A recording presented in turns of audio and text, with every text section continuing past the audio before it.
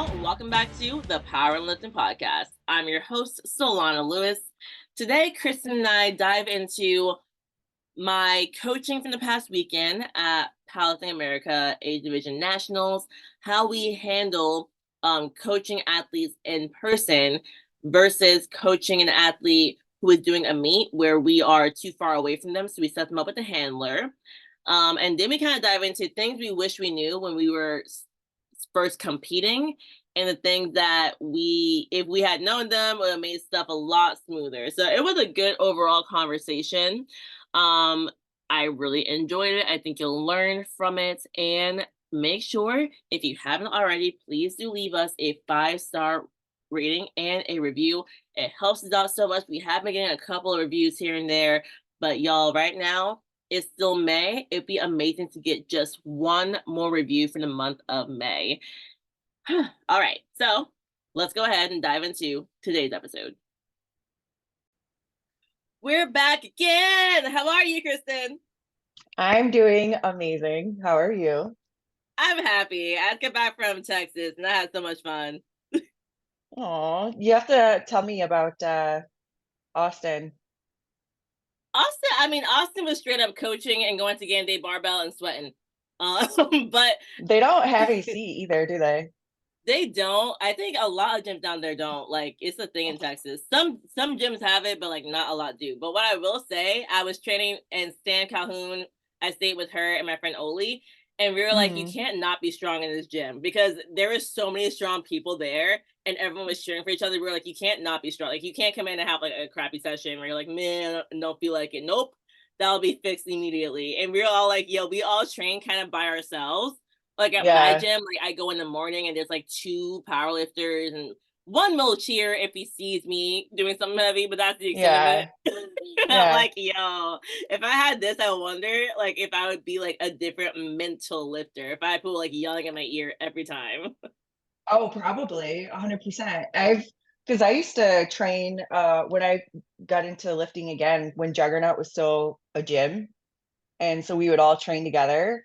And it was great because you'd always have people cheering you on. And then going from that environment to training pretty much on my own, it's different. It's very different because there's plenty days where if I was doing a heavy lift and I didn't feel like it or I wasn't like mentally into it, it was like I had to get mentally into it, because I'm with my teammates. So it's a very, very different environment. And now actually that you mentioned it, I'm like, damn, I need to get like a group of people together because I train at a powerlifting gym, but it's very different because we're all on our own schedules and it's all different federations. So a lot of the lifters there train for like a WRPF or USPA, very training out of a monolift kind of thing. So it's very, very different. Yeah. Um when I right now, because I'm 3 weeks out, it's getting close. My Yeah. lord. How are you I'm feeling? I feel great. I don't, people ask me all the time, like whenever I'm a month off from a meet, if I feel excited. And I do not expend energy into excitement until about 2 days out from any meet. Doesn't matter if it's nationals or whatever. Like, I'm looking forward to it, but it's not on my mind because I don't have the time to be like, what? Like, no, like Yeah, that yeah, energy, I'm just gonna put that into my lifts. Like, so I'm yeah, chilling, I'm happy, but yeah. I'll be excited. Oh, it's local too. I haven't done a local meet in years. I'll probably be excited about getting in the car and drive over because at least nationals and stuff I travel, so I get excited as I get on the plane. But I Hmm. probably won't even get excited until I get in the car. I'm like, You're waking hey, up in the morning, driving to your meet. You're like, this, I haven't yeah. done this in a long time. Is it regionals? No, it's Rising Tide, which is 110%. Yeah, Come back I've heard of with it. John DeLezio this year. Nice. First time in New Jersey. So I'm excited. I'm excited because it's cash prizes. And then I'm ranked 2. And I know like first the person ranked first and third, they're really strong. Not that the other people aren't, but like those 2 I'm just looking at the most. Yeah. Who's Watch first somebody and come out third? of nowhere and be like, haha. But anyways. That's usually how it works, right? When you're like, you're so focused on like other, and you're this, these people who are expected to do well. And then you're like, wait, who is this person? Where did she come from? I know. I did see someone else who's ranked lower whose training's going really well and she hasn't competed in a while. So I'm like, I'm peeping her, but I'm like, I think I don't need to like look too close. Who's ranked number one? Kate Cohen, which Oh, people should okay. know who she is because she is the one who was trying to take Connor's deadlift record, not nationals. She went for it and like she had a bobble and she missed it off of, like up and down, and then she missed on a third. Mm, So I talked to her about that on the podcast I did. And then third is Audrey Miller, who I talk about all the time. Whenever she competes, I'm like, she's my favorite person to watch. is she she's tall, right? She's a 76. 75, Oh, 75. 76. Sorry. USAPL, I don't even 75. know. Yeah, I'm like, is it 75 or 76? I don't even know. Um, she's I've watched some of her training. I don't think I've seen her compete in a while. And I mean, she just pulled like over 5, right? Or she just hit it Yeah. recently. Like, but then a year ago, it was like, I think she was trying to get 4. You know what I mean? It was like she's made so much progress in a short amount of time. So it's actually really interesting to see like how she's going to do at the meet. Yes, I'm excited. And then Kate, I'm excited because she had to miss her last meet due to injury. And I'm guessing, I've heard nothing. I think she's healthy now. So if she Hmm. is healthy now, it should be a really good meet for her. Yeah. What is she, 40, 48? Or is that What's another the PA? tiny one? 47 47, and a right? half? I Yeah. don't know. I call it the tiny mid class. It's the lowest one. Tiny. It's 47, I think. Okay. And this is USAPL, correct? So it'd be the Mhm. USA. What is Heather hit in IPF? Like, is her record And higher IPF? now? No, Yeah. yeah, it's definitely higher now. I don't know what the record is for USAPL. And USAPL then? Oh no, second. 192. Second place. Thank Hers is God. 192 in USAPL. Okay, perfect. Yep, you are correct. So it's 192 in USAPL and 200 in IPF. Okay. But yeah, she's definitely hit more than that in training too. Yeah, I was Wild. gonna say, like, she's like rep that, I feel like. I mean, I know this meet. I don't think we have all national refs because I remember getting an email like 2 days ago where they said he said he's gonna try to have a national ref for the chief. So I don't think we have national refs. So if she does break it, it'll be an unofficial national record. Oh, that's annoying. No, That I mean, sucks. listen, this is an invite me and it's local to everybody going. So like Okay. at that point, it's like you can come or not.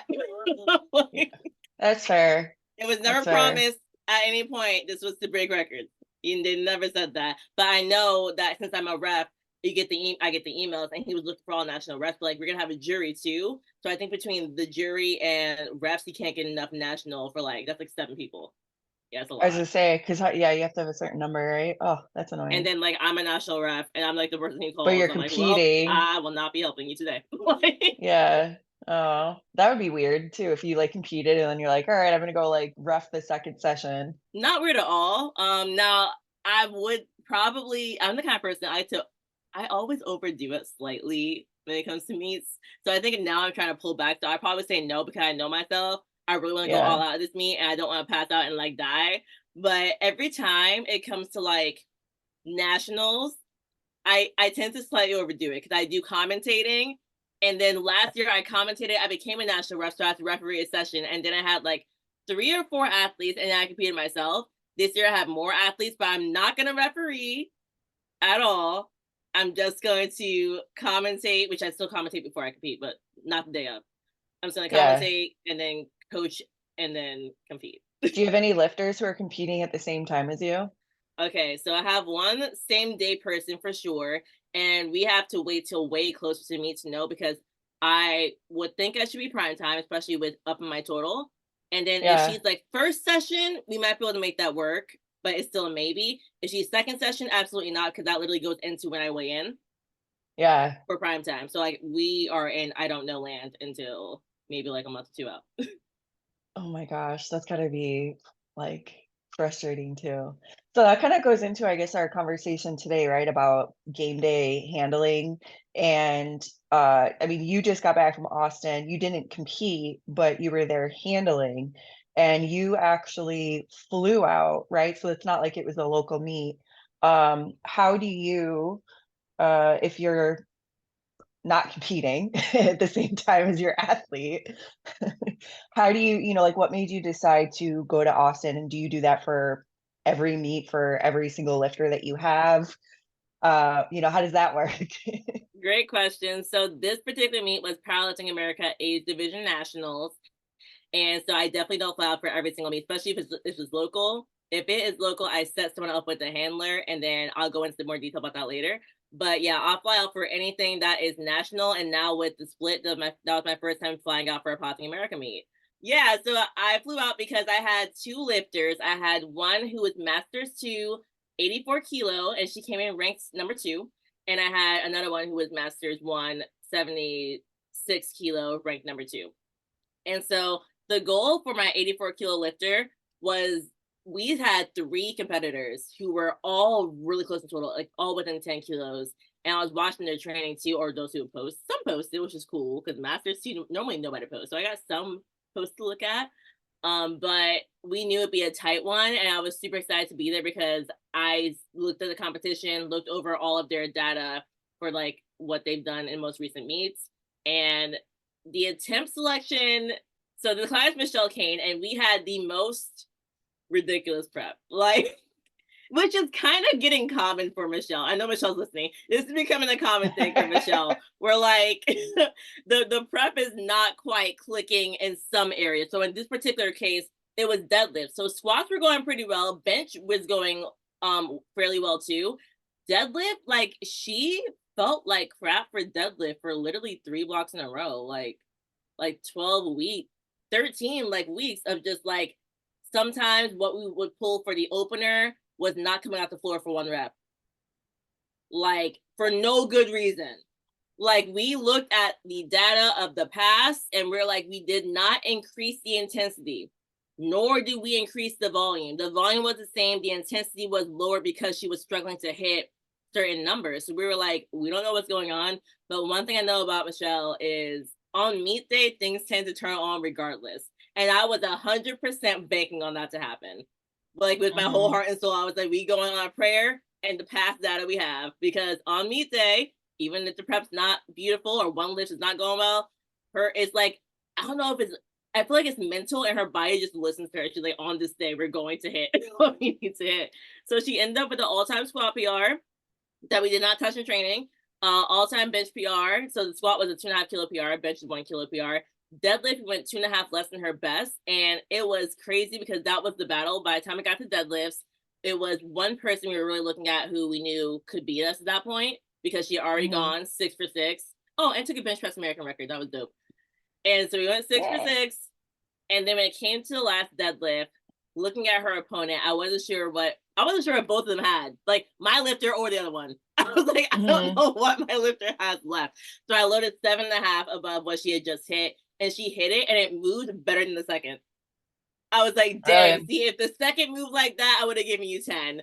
And giving her seven Mhm. and a half minutes to her opponent needed to hit 5 more kilos to beat her. And I was iffy. I was like, I think her opponent can hit it, but it was a maybe because the opponent's first was up and down. So she got red lights. Second, in my opinion, didn't move great, but it wasn't like bad enough that she didn't have more in the tank.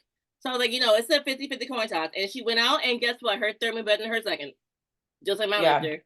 And I was like, okay, like at the end of the day, I thought my lifter only had 7.5. And the recap when me and my lifter talked, like she was ecstatic about her progress and like the attempt selection overall. And we both agreed that had the third move like the second, I would have given Mhm. her 10.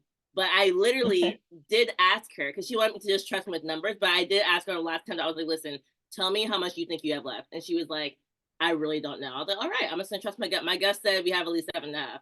Because my friend who was watching with me, she ended up coming back with me because she was like in the audience. I was like, come back here and watch this girl's lift and tell me what you think she has.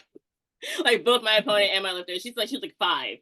I was like, no, I trust my lifter. I'm gonna give her at least 7.5, but I can't give her 5 because I would have been real mad at myself by giving her 5. Yeah. How was So like, so you said she obviously got it. Was it like a RPE 10? If you put another 2.5 kilos on the bar, she would have missed it, or no, it was was it definitely like we had at least 2.5 more. Like not okay? like something crazy, like we had 10 more, but we had a definite 2.5 more. But at the end of the day, like combine the prep of this was the worst daily prep she's ever had. With like the fact that the second move kind of iffy, I was like, I'm giving you 7. Like that's what I concluded to do today. Yeah. Which again, 2.5 less than her best, and we did not hit close to her best in training. It was definitely at least in the 160s. So it wasn't like because she hit 172.5 in the platform, her best 175. Overall, And you said aesthetic, that she had 2.5 in her, so she probably could have we could have tied matched. We could have matched potentially, her best but for yeah. sure. Oh, well, congratulations Thank on you. your athletes. They did awesome this weekend. I had one client who competed. She goes, did she approach you or did Yes, she she must have, approached me. okay, she came up, she's like, I talked to Solana, and I'm like, oh, that's awesome. She's so She's like, adorable. I She said was so hi. cute. Yeah. Yeah, she's so funny. I think she's technically a grandma, but like she doesn't act like one. Yeah.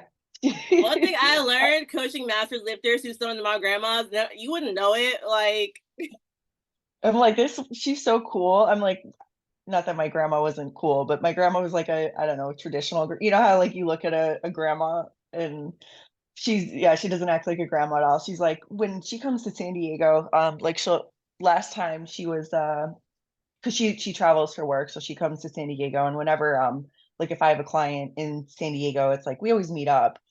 Um, and I'm like, I could go hang out with her. Like I could go out and hang out with her and be her friend. I love that. Yeah, I love that. yeah. Um, Oh, so question for you, because that one for me was definitely an example of you having a lifter travel. to where not only you travel, but the relationship you have with them, and after looking at past meets they've done, you put weights on the bar that like you are trusting they will hit because you know they're experienced in competing.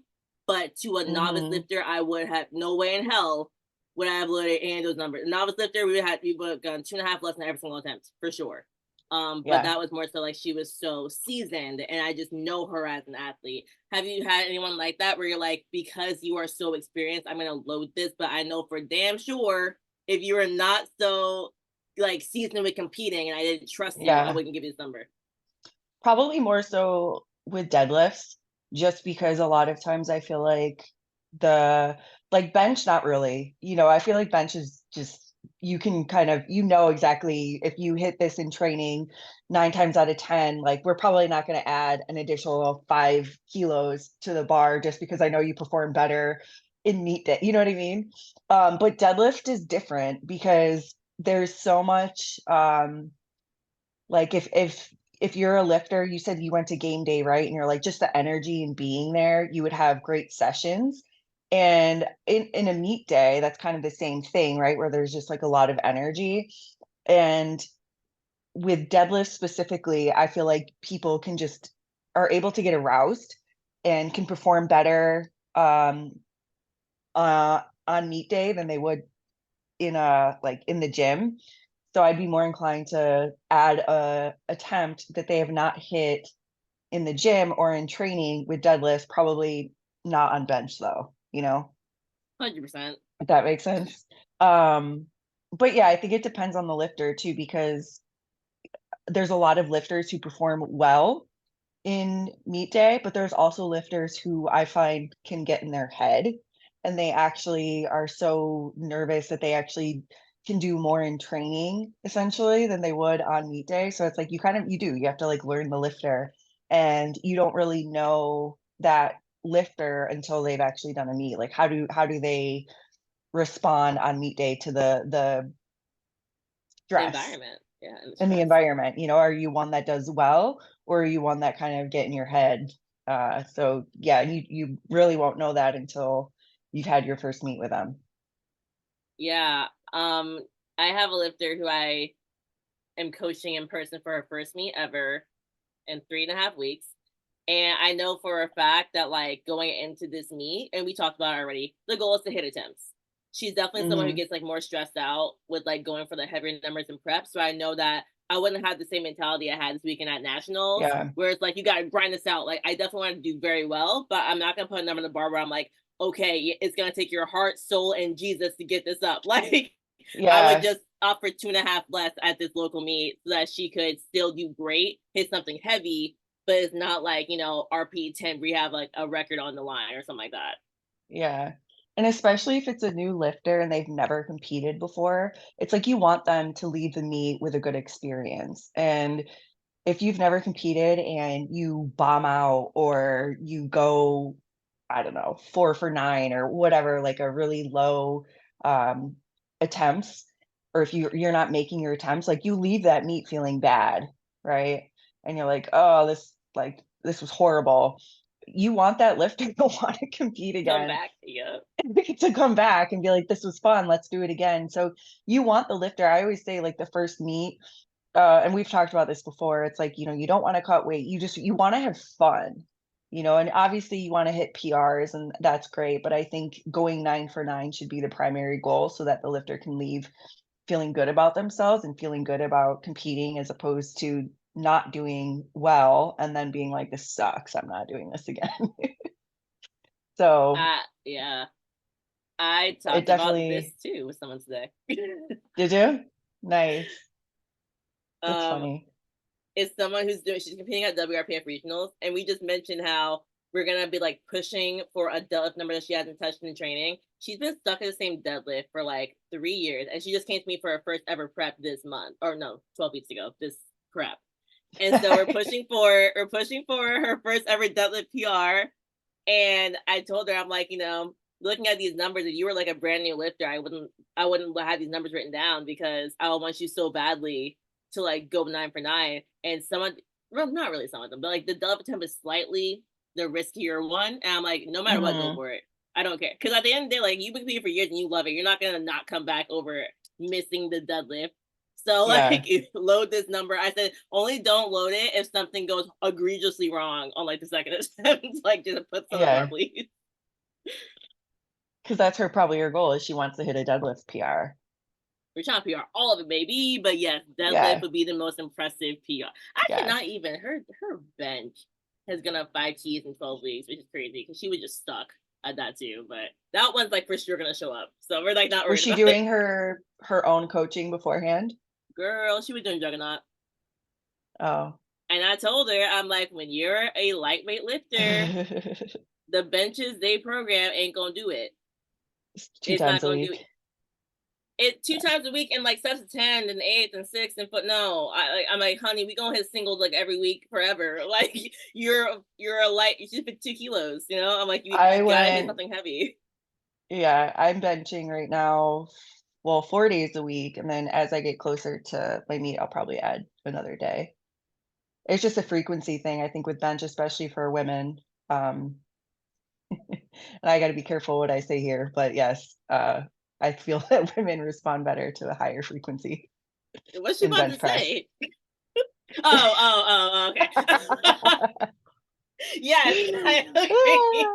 No, I told her that too. I've had people come from Juggernaut, and that's the one lift that tends to be the one that's like struggling the most. But I also get a lot of Yeah, light to middleweight lifters, and my roster is mainly women. So I'm like, you're yeah. gonna struggle if we don't have the heavier intensity more often. Anyway, yeah, so if you are unable, say, like, are you gonna be in person? This or you can't, can you? WRPF. Nah, that's in Georgia. Oh, okay, okay. So what do you do in that case when you don't have, like, you're not physically gonna be there? So how does that work? Yeah, so I always make sure that we figure out who's gonna handle at least the full block out, so 4 or 5 weeks out. In this case, it Mhm, was easy because her husband's always handled her and he trains with her. So I'm like, oh, somebody who mhm, watches you lift every day. I'm like, all we gotta do is go over attempt selection because this man knows how you lift yeah. better than me. So that's great. But in general, like I definitely have a lot of people who are like, all right, I'm new to my first meet and I don't have any friends who powerlift. I don't have nobody. I live in California or something. I'm like, great. Like, so I'm Mhm. obviously not flying 6 hours for your first local meet. Right. That's just the truth, Yeah. right? I'm a human being. But number one, I'm like, okay, if we have to find someone, we got nobody. I'm like, do you have a partner? Do you have a pair? Something like the person just needs to know what a barbell is, and we can get something done here. I've had a lot of people have their spouse do it, but literally their spouse like doesn't lift at all. And so on the call, Mhm. we go over everything. Like we go over attempt selection. That's simple because that's my job. I'm like, we're gonna load this your first meet. We're pretty straightforward here. But I do have to Yeah. really dive into timing out warm-ups, how to see where they are on lifting cast, and then work backwards time-wise to know when to start your warm-ups and when to be done with them. I have to dive into making sure that they do all the loading. So I write out the colors of the plates. I'm like, load a blue, load a red, load red, green. Like, please don't mess it up. Bring collars. Don't use the 2.5. Like, bring your own not collars, clips. Yeah. Like, don't use the 2.5 because that's But gonna mess yeah, me up. Cause I'm not giving you collar numbers because half places don't have them. So I'm assuming they don't have them. So yeah. like, bring your own because You I know need to what's make sure really you're good. fun is when they have the pound plates in the back, and then they have The kilos on the obviously platform. like, yeah, and I'm always like, wait, now we got to convert it. So I always give them both. I'll have it in kilos and in pounds because you never know. Well, see, I ask in advance, and I ask them to ask the meet director, like a block Okay. out. I'm like, Yeah, can you yeah, ask me if they have kilo plates? Because if not, then we're gonna have to. Even though when it comes yeah. to pounds, I'm like, I'll write it out. I'm not right. Like, you better be able to add that up yourself, though. Like, Yeah, yeah, yeah. Yeah. I'm not putting like, okay, you have two big black plates, then you have the two medium 45s 25 and a 25. smaller. No. But yeah, that's what I do. Like, I set them up with the timing, set them up with the numbers, the colors, set them up with food. That's easy, and I tell them to remind them to eat because my lifters like to forget to eat when they're new. And besides that, I'm like, I will be on my phone, but typically they're very prepared and they don't really need to ask me questions on the Yeah. day. Cause I'm like, Oh, don't really? rely on me. Like, don't rely. We went over all the attempts. Don't rely on me, especially for the attempt. Like, do not you dare Yeah. text me with 6 seconds in between. Oh my god, here, and I'm like dying on the phone trying to make sure I said no, no, no, no, no, no. But like the handler can ask me questions. I think my lifter needs to be locked in, and I don't want to be them to be so dependent on me that they're like, Mhm. if she doesn't respond, I'll be stressed out. Cause I'm like, we have been preparing, like truly, I prepared you for this meet for months now. Like, you know, all the rules. You don't even need to learn them. I'm just telling you how to lift in the way that's gonna work. Like, all you gotta do is Yeah. lift the weight now and have the handler put the number on the bar correctly and then read exactly what I wrote and communicate it to the table. So there shouldn't be Mhm. that much communication that needs to happen, but like if they need it, I'm there. Gotcha. Yeah. I'll always leave my phone. I'm like, you'll have my number if you have questions. But that's also another thing too is especially being on the West Coast and say they have weigh-ins at 6 a.m. That's 3 a.m. my time. Yep. I'm Like, I'm going not to up. sleep. So I'll always like tell like they'll have my number, but yeah, like you can't expect me to respond immediately because yeah, I'm not waking up at 3 a.m. just to make sure that you're Just to like see if all you taken happen care. to Yeah, text yeah, me. Like, yeah, yeah. So yeah, I actually don't do a lot of uh game day handling. I usually like my lifters always have this was kind of like a situation that we brought up. I think I reached out to you with my athlete who was competing, and she's always had her husband handle her. And we just found out that I'm like her husband wasn't registered as a coach because at the national level it's like you have to be a member and you have to be registered. And so she initially didn't wanna, like she didn't wanna pay for her husband, and so then I think I reached out to you and I was like, "Hey, are you gonna be available?" She ended up her husband ended up handling her, but I don't think she realized that initially it was like you have to, especially at the national level, it's like you can't just have anyone, you have to, at least for PA, it's USAPL too, I believe, is absolutely. being like a member. You can't just have like your BFF, help you. It's like they have to register as a coach and be a member of the federation. Hmm. Um, so it worked out. She ended up. I think now he's he's a coach for PA. But that was kind of like a, oh wait, you what do you mean you can't? He needs to be a member. He can't just coach you. So that was fun. But it worked out. I'm happy it worked out. So did you guys have to do like a call to really go over anything in detail because it's first time Yeah, ever? No, not his first time ever yeah. coaching, but his first time No, at it PLA. wasn't his first. No, yeah, he's worked with her. It was just we didn't know because he wasn't a member. So he ended up registering as a coach and it was fine. But I always like before a meet, we always hop on a call. We always and if it's the handler, like I've had like parents before, where it's like me, the coach, and then their father is handling Yep. them. And then we're having this Zoom call with my lifter and their dad. And I'm teaching him how to handle, and we're talking about like what to do and how to do it, and explaining everything. And yeah, it's it's very interesting. I actually started writing. I haven't actually, maybe you can help me with it. Like an ebook, or like I was gonna not charge it. I was just gonna like give it to people if they want it. But like a powerlifting 101, what you need to know, all the way down from like what happens when you walk into the door and what you need to do. And then like a game day checklist of all the equipment and stuff that you need, and the food. And so maybe I'll send that to you, and then you can go over it and we can collab on it. But Collaborative PDF coming to y'all. I want y'all to yeah. DM us if you want this. Okay. Yeah, well, not then now that I'm talking about it, because I've had it, and I'll start it, and then I get, I don't know, caught up in something else, and then I forget about it, and then like I'll come back to it like a month later. So I've had this for like almost a year, and it's pretty much it's done. I just have to, number one, probably it's like a draft, so I still have to have someone go over it. But I want to make it pretty too. It's just like in a Google Doc, and I want to convert it to like a pretty looking ebook. Yeah. Um, so I still have to do that. But one of the things that you mentioned that I actually didn't think of until you were talking about it is attempt selection. And so I wrote the attempt selection and how to choose your attempts, but not in a like a warm up and how to do your warm up, but not the timing. So that was something that as you were speaking, I was like, ooh, I need to add, how soon should you start warming up in the back room? So I hadn't thought of that one. So I'm glad that you mentioned it. And that's why I was like, you know what?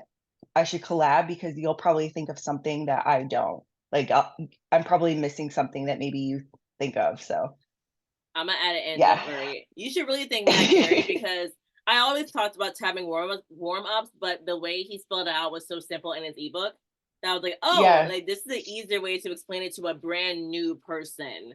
Because I definitely And didn't used to that's, say like work backwards and like let's say give it 7 minutes between, so then see where they are on the roster and work backwards. I used to be like, okay, so you probably need like 6 minutes, and so you might want to start right here. I'm yeah. like, yo, just tell them to look at where they are in the lineup first. Like, Yeah, and that's actually, maybe I did brief on it. I said like because if you think about it, every lifter has 1 minute on the platform, and no one actually takes a full minute because then you miss. But it takes another couple of minutes to change attempts, make sure that everything's settled. So give or take, you're about 1 minute, right? So if you're the seventh lifter, you probably have around, well, 7 minutes. So that's like a good way to time your warm-up attempts, is by, yeah, how far you are out. The only thing that sucks is when you're the first one to go. well, no, that's And then easiest because then I can tell them exactly when to start. I can be like, this is the time because it started at 9 o'clock. Like this is it. yeah, well, ideally, right? Unless like something, I don't know, like sometimes in local meets, it's like there's a little unorganized, Yes. disorganization. Is that the word? Unorganized. Yes. Anyway, it's like a Disorganization. little bit of chaos. So it's like you start sometimes at like 9:03, which is fine. Just it's always like especially for those people who are okay, I wait 5 minutes, not 6 minutes, not six and 5.5. It's 5 minutes. That's when it can be like, oh, a Um, little. Dan Campos meets. I'm about to call them out. I love them. I go to Dan Campbell's meets all the time to coach, and that was my first ever USAPL meet. But they have consistently started like 15 minutes late. And I remember Mm, the last time I handled a lifter there like 5 months ago. It happened again, and like I keep for some reason thinking in my mind it'll be the first time they start on time because my lifter is typically near the beginning of the fight. So like once again, I have to like pause and take like a 12-minute break between the warm ups because I'm like, oh no, we got one more left, and now we have a whole 15 extra minutes added on. So that's 20 minutes from now. And I'm like, I have just learned now. Like, I must just assume they're gonna be late because I literally every time I'm like, now we have a 20-minute gap between like what you just did in your last warm up. now you have to go warm up again. No, what I did, I hadn't made like one that was like basically hit the open and warm up again, and then go to like the top one. It was so awkward. Yeah, That was my solution. I hope it worked, I've but I've had to do that before where it was like, yeah, they're so long. I'm like, you should just hit the last warm up again because it's going to be 20 minutes in between. Um, but yeah, so long as most meets I would say are organized. It just, yeah, sometimes at the local level, there's just a little bit of uncertainty. And so, yeah, they start like, I mean, I don't even know if I've had someone start like 15 minutes late, but sometimes it's like, yeah, 9:05 or which, whatever, it's fine. But yeah, I think the first meet can always be a little chaotic, um, especially because there's a lot of lifters who, even if you're organized, maybe another lifter isn't, or maybe they don't have a handler and they're not as well prepared. And even someone like that, there's it, like if you're the first lifter to go, right? It's like, well, they should have priority over um, the bar, or like working in with someone. And sometimes like people don't get that.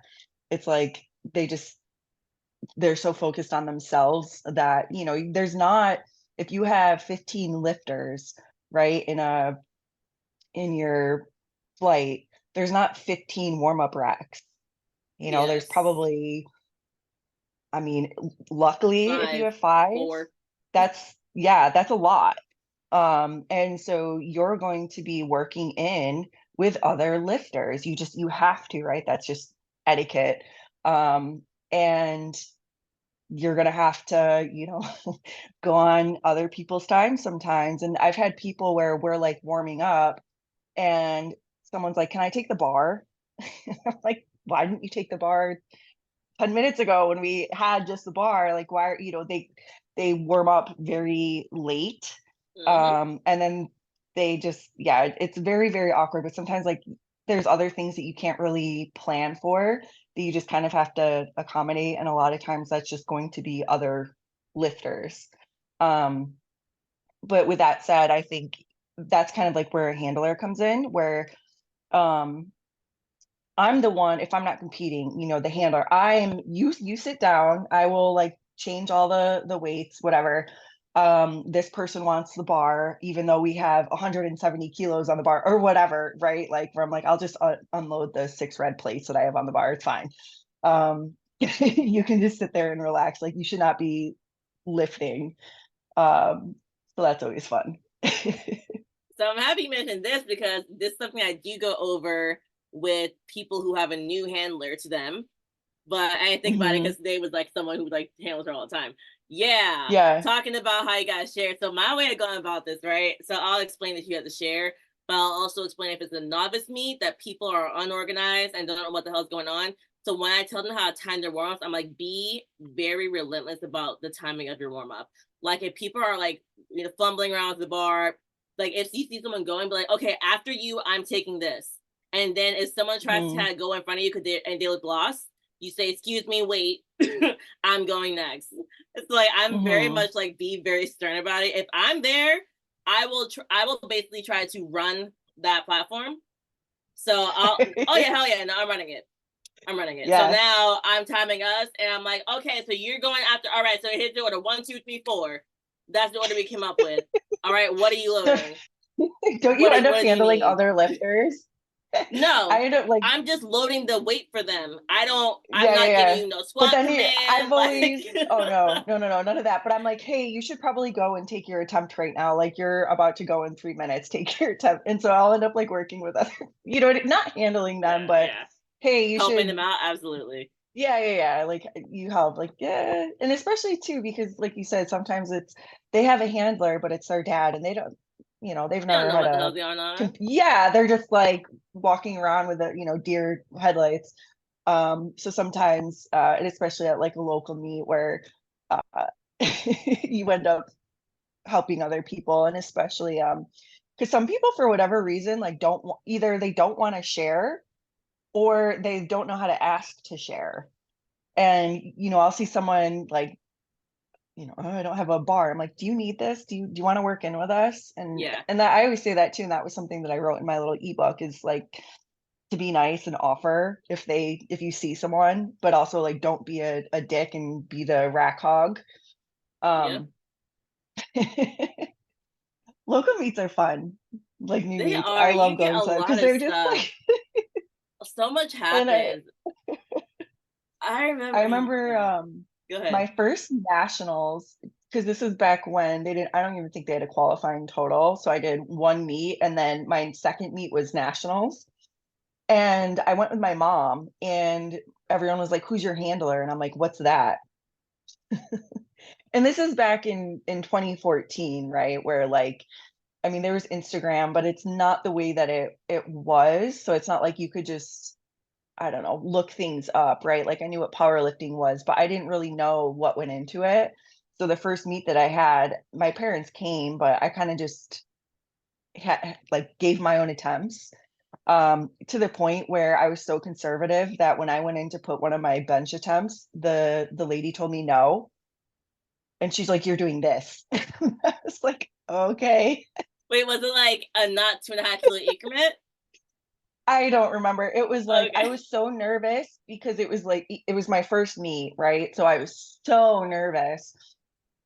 And I was probably like my third attempt should have been a warm up kind of thing because I was so Oh, nervous. So I just like I was so nervous that all my attempts were like everyone was just like, "What the fuck?" Like I'd wait to the bar, but I was scared. And yes. so when I went into probably it was like a 2.5 kilo jump or something from my She's like, bench. But please again, put like something this, on. so she was like, "No, you're doing this." I was like, "Okay." We love it. We love Yeah, it. and then so my second meet was nationals, and yeah, I didn't like handler. What is that? I didn't know I had a needed a handler. So I ended up having she doesn't even compete anymore, but this girl, it was like me, Jen Thompson, and some other girl, and we were Natalie? all warming up to no, no, no, I can't Dang, even okay. she doesn't compete. That's why I This was said Natalie. 2014. God, what's her name? Oh, It's anyway. okay. And it's sad because I was actually friends with her. Like I'd go hang out with her and I'd drive to Albany to go visit Dang, or why would something. she know It's her name? I know because this was 10 years ago. I'm so bad with names. I'm so bad. Even now, like I'll forget something. It's What's my actually name, really sad. Kristen? So long, I know that. But if it was like you and five other people that were on this podcast, I'd probably forget one of them and be like, I I can't. don't know. I know it's so bad.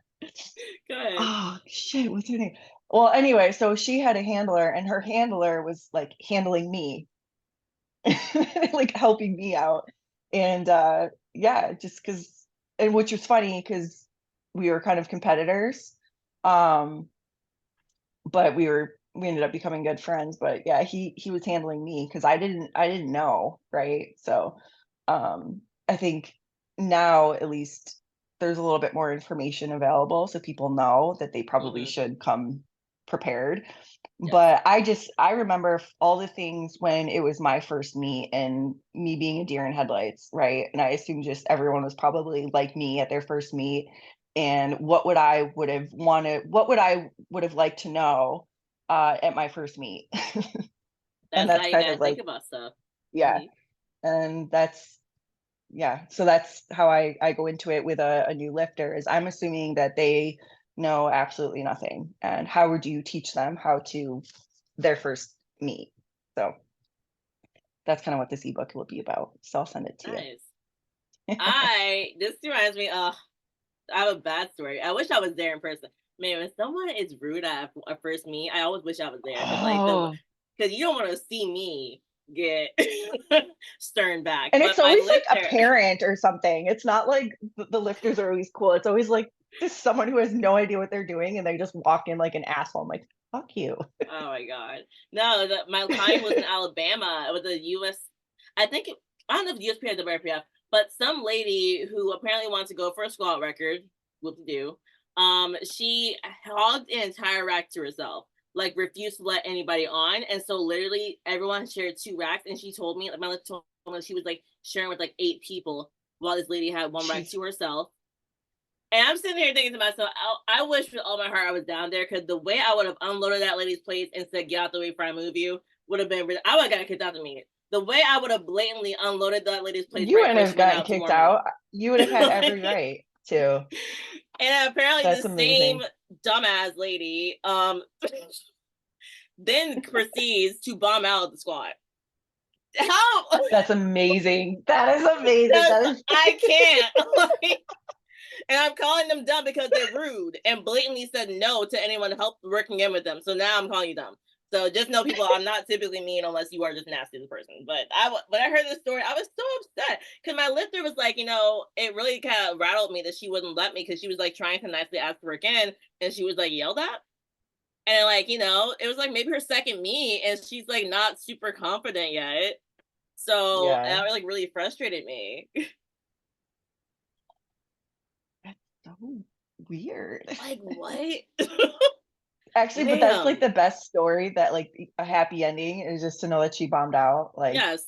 it's kind of like you got what you deserved.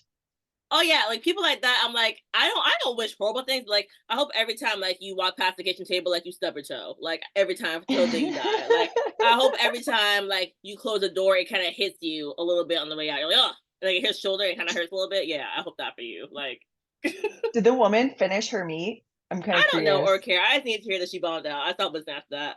I thought listening. Like, I was laughing. That's I'm done. amazing. That is My amazing. lifter finished her meat, so it doesn't matter. You got her squat attempts. Hey, horrible. Oh, that's funny. Um, good. So if you're in person, how do you go? I mean, you're handling your lifters. How do you go about obviously you're kind of the uh what do you call it? Like in charge of the rack, what do you call it?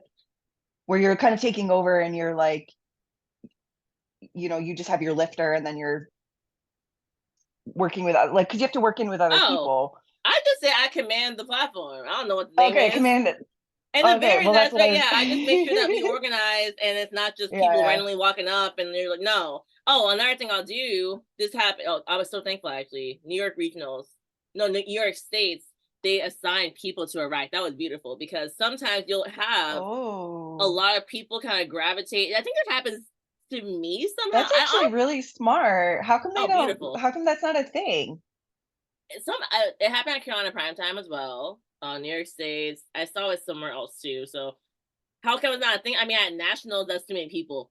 And then, Well, at national, yeah, but at a local meet, that's so yeah, smart. it's very smart. Like, I'm surprised that that's just not a norm, you Yeah, know? I hope it becomes Like, one. But because yeah. that's an issue I'll run into, and I'll see 6 racks and I will blatantly count. It's very simple now, right? So we got 12 people or in the flight. That means 2 a rack. So if we get to 3 on a rack, I'm not gonna stress. But I've had like, I think it's honestly me coming off as friendly. A lot of people try to start to gravitate towards my rack, and I'm like, I'm sorry, we're not gonna have more than 3. You gotta move. Like I've told people, you gotta go to different racks. Like, don't know, because that's crazy. Like, why am I working around you when I see a rack empty in the corner? Like, I'm gonna need you Yeah, to go yeah. over there. So Go to the I empty I will do rack. that. I will absolutely do Yeah. that. And besides that, it's pretty simple because you just figure out how many warm-ups everyone has, and then I can kind of look at the list, see who's strongest in there, and it's like, all right, cool. Mhm. So if my lifter is like one of the stronger ones, we'll go after you two go because y'all are going first and second. So go, go, then we're going. Go, go, then we're going. And if I end up going, kind of like it's our turn to go, like it's time, and they haven't gone yet, I'd be like, hey, like I don't know if you should go now. We're about to go. So if you want to go now, you can. Mhm. If not, okay. But that's kind of weird because you're first in the fight and we're ninth. But all right, like Yeah, yeah. I've definitely seen people at newer meets warm up too early. That I'll tell them. I'm like, hey, just so you know, I see you're like 4 warm ups in. It looks like you're about to do the last one. But literally, there's a 10-minute break and they're not done with the last flight. Just so you know, you about to be done and then Yeah. hanging out for 20 minutes. Like, so And then you're I'll gonna help have out to with warm that up too. again. Not Yeah. even, they're just going to sit there. They're too new. They're going to sit there and wait and feel awkward. And I'm like, in the gym, do you, okay, never mind. Do you wait 20 minutes? Yeah. Yeah. And that's, I mean, those are things that, yeah, I think as a new lifter, like your experience, right? So you know what to expect, but as a new lifter who has no idea, and maybe they're not fortunate to have an experienced handler, they have their dad or their significant other or whatever, who's just kind of there for moral support, and may not really know how to command the platform or command the rack. Um, and a lot of it they're doing on their own. Even maybe they're the ones who, are helping their handler, like, hey, you have to help me load this on the bar. And then they still have, like you said, where there's 12 lifters, 6 racks, but there's 5 people trying to warm up. Yep. As a lifter, you're probably not as confident to say, hey, can you go on that empty rack over there? Or Move. this rack where this like No. one person, you can work in with them. Yep. So there's a lot of, I guess, etiquette involved, and not that people are like trying to be rude unless you're like that lifter who bombed out her world record attempt or whatever, or national record attempt. Girl, state Unless you're record. that Don't give her lady. no State credit. record. Oh, State record. Mm-hmm. state record at a WRPF meet, which probably is state and world record at the same time. Maybe. Um, uh, that there's a lot of people who are just they don't know, and so a lot of it is kind of just like a learning experience, their first one. So what would you have liked to know your first meet? So I'm not gonna lie, I had a coach of mine, so it went pretty well. No, it was RPS. I would have liked to have known it would be 10 hours, Kristen. Let's be for real here. That's not the answer you wanted, because that's not gonna go in the ebook. I don't care. I would have liked to know that we Oh, I've started at had 12 and it ended at 10. Like, I wish I had known how much food to bring. I brought food, but I left to get more. in the middle of the meet. Yes. I discovered that there's 3 hours between attempts, so I'm gonna leave and get more food because I'm hungry and I still have to 3 hours. Yes, it was horrifying. It was horrifying. Oh my god. Now, what's great is it was my first meet, and I made friends, so I had a great time. And I was like 18, so I didn't care. Mm-hmm. But like, oh my lord, now that would not have gone well. The way I am now, you can't tell me to be here 10 hours. No, it's crazy. But yeah, that's what I would like to That's know. insane. And I would have liked to have known, because remember donuts and deadlifts? I would have liked to Not to have eat a bunch known. of donuts. Yeah, like, now let's be for real. I was there so long, it really didn't hurt me to have donuts in between. But like, I mean, I thought to be a powerlifter, you just ate donuts on the day. Like, truly, it was a thing. Like, and I made a friend. I We're still friends know. to this day. She was new too. Her Instagram name was like, it had donut in it, because she was like new to powerlifting, and she was like, I'm gonna eat donuts and like powerlift. And so she bought these donuts, and I'm eating her donuts. I made my donuts. I'm having just donuts all. I wish someone told me to eat like just regular ass carbs, like have some rice. Donuts and Pop Tarts. That was the thing. Yep. Oh, Remember that is whiskey and funny too. That's deadlifts? actually. Oh yeah, whiskey and deadlifts. Was it Amber who started that, or maybe that's I probably don't she made it know. popular. But yeah, you take a shot before your deadlift, which you cannot do in USAPL or PA because alcohol is banned in competition. So do not recommend. But yeah, some of those other meets, I've seen people where they take a shot and then they go deadlift, which I guess is similar to like ammonia, where you just like a shot and it's like, ooh, I don't know if it's the same thing. One whiskey. might have a longer after effect. Well, yeah, they both have some long-term consequences there, but oh, that's so funny. Yeah. That's actually is something that I wrote in the book is, don't eat anything that you wouldn't normally eat before training. Are you going to eat a box of donuts before you go to the gym? And maybe you do. And I guess if that's a thing that you do consistently, then maybe having a bunch of donuts is fine. But if that's not something that you're doing, which I do not recommend, it's like you're probably going to get sick, right? Like a stomach ache or throw up on the judge. I don't know if anyone's that's happened before. Uh, I would not recommend eating something that you wouldn't normally eat before training because, yeah, it's like maybe you get an upset stomach and you're just not going to have a good overall experience.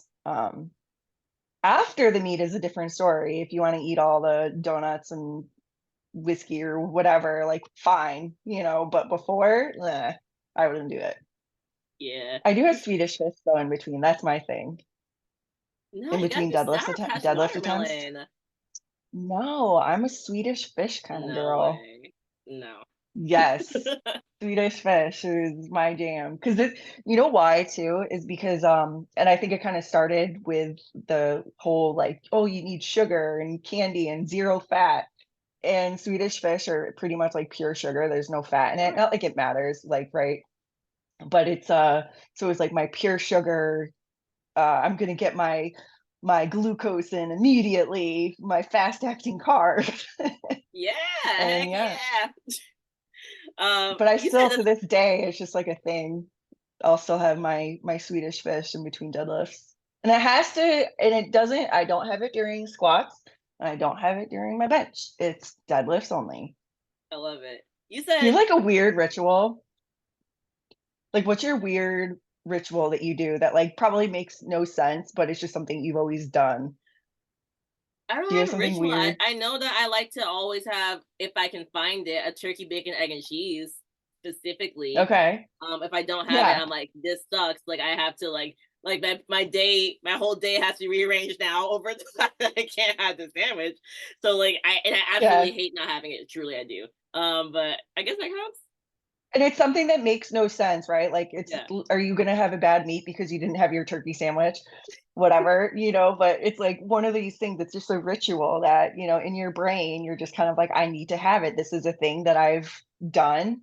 And if I don't get it, then it's my day's over. And Yes. Like no, girl, I will rent a car over the fact that the bagel shop is too far away from me to like Uber Eats it. I'm like, I guess I'm renting a car for this meat so I can drive and get my. You think I'm joking? Drive and get my bagel. Yes, yeah, ma'am. yeah. I have my Swedish fish. What else do I think that's the only thing. Other than that, um, I think it'll kind of depend, especially if it's like whether it's a work weigh in the morning or the evening. In the morning, it'll be more like breakfast food. If it's evening meat, then probably more like rice and meat or whatever. But that's the only thing that I'm really a stickler about, and it has to be Swedish fish. It can't be gummy bears or sour patch or whatever. It has to be the Swedish Curtis fish, fish or you else know. to be And it surrendered. can't be like the flavored any kind, like it has to be traditional Swedish fish. And if not, it's like, The yeah, day. my meat is just over. I will say that I'm very big on low fats on meat day. Like you were like, oh, like not that it matters. I'm like, no, like I'll tell my lifters like, now you can have Uh some fats, but if people like, I kind of push them away from having like a bunch of uncrustables. I know a lot of people do that, and I'm like, you can have like one yeah, uncrustable, but like people like to eat those for the main meat. I'm like, don't have like three of those. Like that's like 33 yeah. grams of fat. I'm like, Well, oh that's where I was getting at is if it's like some fat in candy, it's fine. It's not the yeah, end of the world. Like I think, and I don't know because I don't know like macros of candy, but I know Swedish fish has zero fat. I mean, maybe, I mean, unless it's like a Snickers or something, but like the sugary kind, um, might have like 3 grams of fat or something. So it's not the end of the world. But what I was getting at is like, for whatever reason, it was zero. And at the time, it was like I had to have zero fats on meat day. So, oh, I love it. I remember my first meet, and that was a mistake that I made too, is at nationals, and I made weight, and I'm just like stuffing my face because I don't know, I just thought that's what you're supposed to do. Girl, come deadlifts. On top of that, then pre-workout, because you have to Oh, have pre-workout because I was told that was a thing too. So I'm you eating all poop, these you like poop on the protein platform. shakes. No, no, no, no. But I was in between attempts in the bathroom. Yep. Oh, So, and I was like, my stomach, I was like, oh my God, my stomach hurts so bad. So these are things that, like I've been through, we've all been through at some point where it's like, we don't want you to deal with that. Okay. Cause I had to learn the hard way that you don't eat donuts and just random shit before a meet. okay. So OG So, listeners will know because I mentioned this in an early podcast, and I still thought it meant this. So my second coach ever, who took me to when I took me to Worlds and everything, he always said like eat enough so you feel a little bit too full, so that by the time I get to the platform you feel good, right? And it worked. No, it worked very well. It worked at the meet I did before Worlds. It worked for the 2019 Nationals, and that's his coaches paid to stop coaching, right?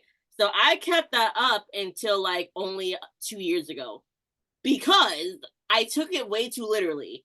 I truly would eat enough so that I was way too full, hoping that on the platform I'd be good. Okay, now this worked until it didn't, and it was what nationals was it? We were in 2024. It was 2022 nationals. It was mega nationals. So that was mega nationals. Yep. And I was definitely known for feeling my deadlifts, but I would get my squats. Like that was my most consistent lift. And when I tell you I failed the last squat, mainly because I was so dang full that I was like, okay, I can try to push this up or I can vomit on myself and shit at the same time and be humiliated for the rest of my life. And like I failed it and truly You're I like, gave up because I was so full. And that hit me. I was like, yo, I think I took this too literally. Like, I think he just meant get a sodium bloat, like have a little more liquid. I would you know, eat till I wanted to vomit a little bit. It was really ridiculous. 2017 nationals when I was still cutting weight to a 63, and it was, because that was like the first year they started prime time, so we didn't compete until late at night. So I didn't really eat that much throughout the day. It was one of those like I'm standing on a scale with an egg in my hand to make sure that I didn't go over. It was one of those. And I remember finally, like, I weighed in, made weight, right? And I'm starving. I cannot wait. I've been having dreams about the food that I'm going to be eating, because mind you, I'm cutting weight too. So I haven't eaten anything in 2 months or whatever. And this is when didn't know as much about nutrition that I do now. So uh, I got like Lucky Charms or whatever, like some really sugary cereal. And girl, I ate so much of it and milk. And I just remember like being done and I'm like, oh my God, my stomach. I'm so uncomfortable right now. Like, oh, and then I also, because I was water loading at the time, so I'm chugging my Pedialyte too. So it's like my Pedialyte, my milk and cereal, and it was like by the end of it, I'm just like, oh my God, my stomach right now. Not the cereal, not Uh, having full on milk and cereal. That's wild. yeah, I think I missed my third squat. And I'm like, I'll oh, my do it. stomach. And then I think like I didn't start feeling good until like bench. Come bench time, I was, fine. But yeah, I just remember like, oh, so gross. So yeah, eating what you eat on meet day matters a lot Just because eat you what you don't normally want eat, to y'all. throw up on the platform or like in between attempts trying not to shit yourself. That's not a Yep, good that's not feeling. fun. Like my liver today, we were talking. She's like, I eat. She's like, I know it's not normal, but I have full on chicken and rice like while I'm competing. I was like, leave it alone, because you make me like 3 years. Like, leave it alone. Like, don't even. I'm What fine with that. does she think she needs donuts?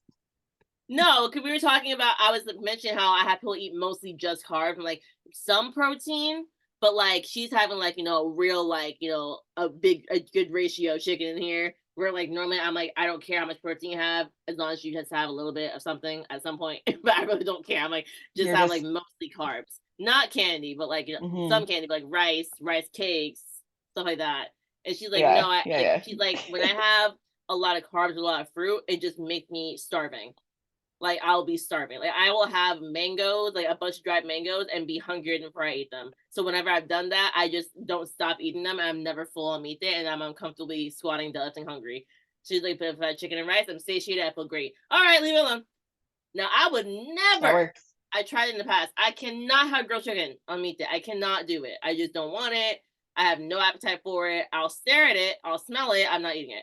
So like I could never do that. I could have just straight rice and soy sauce, but I could not Yeah. handle like having a lot of protein. But I'm like, if it works for you, go do it. I'll have protein, but it's not a priority. That's my first nationals where I thought I needed to, and I was drinking protein shakes because I was stupid and didn't know any better. I thought I needed protein. I was always told I needed my protein, so I was just I drinking protein have shakes and protein. pre-workout and milk and cereal and all that Oh my good God, stuff. that combo, that's what messed you up. All of that No, together. there were different meats. It was Okay, good. different I'm like, meats. I'm joking. oh no, not shakes and cereal with milk and No, be like, no. I did milk and cereal one meat, and then another meat was protein, and I don't even know what else I ate, to be honest, but not good stuff because my stomach was not happy. yeah, that's tough. Well, now y'all know what not to eat, so don't do that. Uh, eat whatever Don't you hog the eat in general platform. too. So the takeaways are don't eat donuts before your meet unless you eat donuts before the gym every time. Uh, don't be a rack hog. Mm-hmm. What else? Time your warm-ups. Time warm ups. Don't start too soon. What else? That was mostly. Have Oh, a make sure handler. you. Yeah, I must have a handler. Like have a handler. At Have a handler and talk to least them have someone before there. you get there. Like they should not Yeah. begin your attempts as they walk in. Like at least tell them beforehand, so they're not like, "Huh, what's going on?" Okay, now what are your warm ups at? Like write down your warm ups too for them, like the exact Hmm. order that you want. So it's just simple, and Yeah. you're not I like, send a "Oh, what do I spreadsheet. load?" Oh, absolutely, but like people Hmm. really don't have a coach. Yeah. Fair. But yeah, Yeah. Good takeaways. times. And for coaches, takeaways, or someone who's handling someone, if you have worked with them in the past, that's gonna help you get rapport with like and least learning how they lift. So then you can really Hmm. lean to trusting your gut more because you've seen them lift and you know are they someone who can grind or not? Are they someone who squats slow in general? So a slow squat's not scary in the first attempt, or are they always fast and then it goes slow and you're like, oh, this is a red flag. Like if that is the case, you can start to trust your gut more because you've learned the lifter, and that's Yeah. huge. So much this weekend where I'm just telling you, like I wouldn't have loaded half the number that loaded if I didn't like know my athletes that Know your well. lifters. Yeah. Yeah. Totally. Yeah. Nice. Good Well, times. Good times. good times. That was a great talk. Thank y'all for listening again. And if you live in Texas, God bless you, because like it was a little humid, but not that bad apparently. And I don't know how y'all gonna make it through June and July, but I'm gonna be in Jersey. So yeah. In my AC. In my AC where it's not humid. God bless y'all for real. All right. Well, thanks for listening and catch y'all next time on the Power and Lifting Podcast.